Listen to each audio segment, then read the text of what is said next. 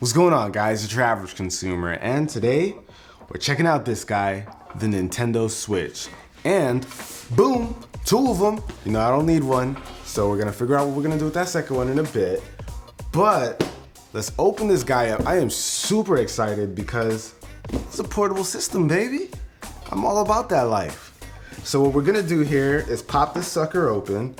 I don't even need an unboxing knife. It's a killjoy, but let's just see here. So we're gonna pop this tab, right? You ready for this? All right.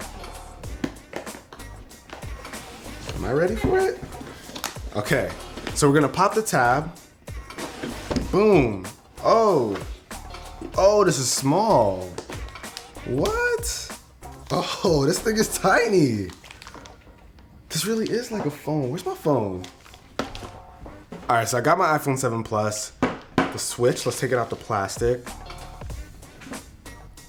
And this is only a bit bigger. That's crazy. But let's check out what else we got. We have the Joy-Con controllers. This, I was very curious about. They're tiny. I don't care what anybody says, these are tiny controllers. Let me pop them out. Okay, I can see it though. I could work with this. Now, inside the box, you also get this little strap, so you can throw this onto the Joy-Con controllers. And this does a couple of things. It gives you the strap so that you don't fling your Joy-Con controller out the window or something. But you also get these extenders for the L and R buttons. So at the very top, this makes it a bit easier to press those buttons. And of course, you get two of them for each Joy-Con controller. Now you also get this Joy-Con grip so that you can get a more traditional feel with the Joy-Con controllers. So if you want something that's a bit more standard, you can throw them onto here and play like normal. And this right here is the infamous dock that you throw your Switch into whenever you want to play on the big screen. It actually does a couple of cool things. It ups the clock speed of the Switch and also brings it to a 1080p display. What the Switch is working with right now is a 6.2-inch display running 720p, which is not a big deal. 720p sounds terrible, but coming from a very long time portable gamer, I know that this is gonna be an okay screen because I play on the Vita, the 3DS XL, which have much lower resolutions, but this one's gonna look even better than those, so I'm stoked. But like I said, once you put this into the dock, on the big screen, it's gonna go to 1080p, so no worries there. And you can actually open this thing up, and you've got the typical connectors. You got your AC adapter, USB port, as well as an HDMI out, so you can get this plugged up and connected to your TV. Now, something interesting is that this uses USB Type-C. A lot of new phones are using it, and this is what the Switch uses on the handheld portion as well. And this is pretty cool because let's say you have one of those new phones, that means you're not carrying around multiple chargers. You can just bring around one USB Type-C cable, plug it up, and you're good to go. And it works even with portable chargers, so that's gonna be awesome since this could have some shaky battery life depending on the game you're playing. I also kind of like the fact that it has some cable management stuff going on so that you can hide the cables when you're hooking it up to your TV. Good thinking, Nintendo. And you get books. And lastly, inside the box, you get those cables, HDMI, USB Type-C, AC adapter. And I'm ready to hook this thing up. Now, I am going to do the test. I'm going to see what it's like to actually throw this sucker on. And let's see how simple it is. Oh, that's cake. Oh, that's nice. So this is actually not bad. Now, like I said, I play a lot of portable games, so the Vita, I'm pretty used to having a wide system in hand. This is quite a bit wider, but this is not so bad. I can get used to this, especially with a screen this big. This is much better than the Wii U remote. This is very nice and light. Now what we haven't looked at here is a game. So right here, I've got Legend of Zelda Breath of the Wild. And let's take a look at what the cartridge actually looks like. Oh, this thing really is small. Wow. This is a tiny, tiny cartridge. It's actually smaller than the Nintendo 3DS cartridge. That's actually very surprising.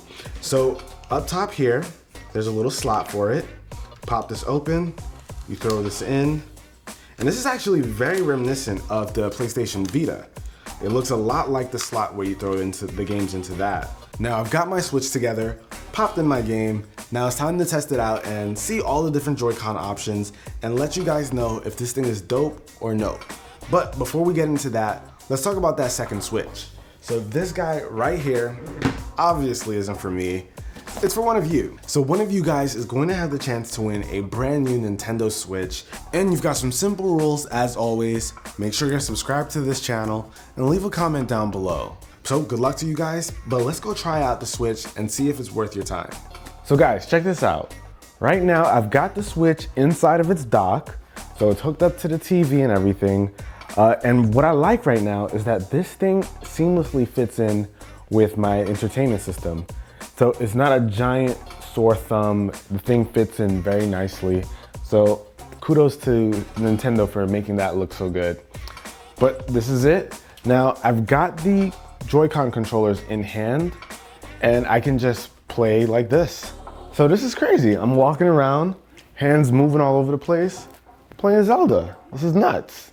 So a great thing about the Switch is that if someone comes in, they want to use the TV for whatever reason, all you do is take your Joy-Con controllers, slide them into the Switch, pick it up, and boom, instantly goes over to a handheld system. So if I have to give up the TV for whatever reason, I got a little spot over here for portable gaming anyway, and the Switch fits right in. So I can actually just sit back, have the speakers blasting on it, and enjoy. Now, I did mention that there are multiple ways to use the Switch with the Joy-Con controllers. Obviously, this is the main way, playing it like a regular portable system. But if you want, there's also a kickstand, which by the way, has a micro SD card slot right under here in case you want to up your storage, which is probably a good idea since you don't get much on board. But when you're playing, you can pop out that kickstand and also play like this. So this is another way. You've got a controller in each hand, so you're playing like this. Or if you want, you can use the included Joy-Con grip, and then you just slide each of these on, and boom, you've got a whole new way to play as well. But if you're playing with someone else, you take your Joy-Cons, you pass one along, and then you're playing like this. Now this is gonna be a very interesting way to play. The controllers are pretty small when in this form, so it's gonna be interesting, but I definitely think you can get the job done. I'm sure the two-player games on this system won't be too complicated where you're gonna need a more robust controller than this, but it'll do the trick. But since this is a portable system, it only makes sense to go out and test it in the real world. So let's see what it's like to actually play this outside. All right, so the Switch is all about portability. So of course, I had to see if it'll fit in my gadget backpack. Now, it is a little on the wide side, which is a bit of a problem when trying to pack it away. But what's cool is that the Joy-Con controllers can be broken down, thus making it a lot easier to pack away. So all I gotta do is grab it, grab my controllers, and I'm pretty much good to go. Now, something to keep in mind is that this is a larger system. While it is portable, it is bigger than something like the Vita or the 3DS XL.